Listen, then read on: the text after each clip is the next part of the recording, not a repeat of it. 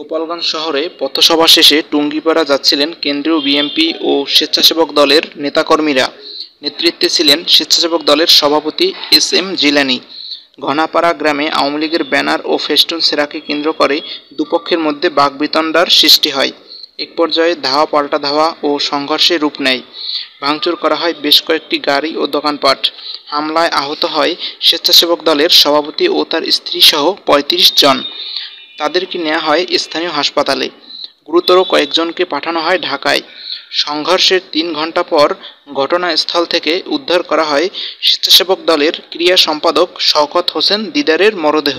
সভাপতি উনি ওনার বাবা মার কবর জিয়ারত করার উদ্দেশ্যে আসছিলেন। যেই স্বৈরশাসক আজকে সবার থেকে বিতাড়িত হয়েছে, প্রত্যেকটা জেলা থেকে, কিন্তু আজকে আমার নিজ জেলায় আমি আজকে প্রতিহিংসার শিকার। একটা সন্ত্রাসী ঘটনা, এটা কোনো ছাড়া কোনো কারণ ছাড়াই এরকম একটা নৃশংস ঘটনা আজকে গোপালগঞ্জে ঘটলো।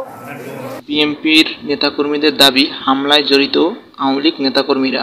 এই নিয়ে যোগাযোগের জন্য চেষ্টা করা হলে পাওয়া যায়নি আওয়ামী লীগের কোনো নেতাকর্মীকে। স্থানীয় নেতা, আওয়ামী লীগের স্থানীয় কমিশনার, যেটা আমি শুনেছি, তাদের নেতৃত্বে এই জায়গাতে হামলাটা করে এবং এই ধরনের আমাদের হত্যা সহ এরকম আমাদের অসংখ্য নেতা এখানে আহত হয়ে আসছিল। কে বা কারা হামলা চালিয়েছে তাৎক্ষণিকভাবে জানাতে পারেনি পুলিশ। সংঘর্ষের কারণে ঢাকা খুলনা মহাসড়কে বেশ কিছুক্ষণ যাবৎ বন্ধ থাকে যান চলাচল।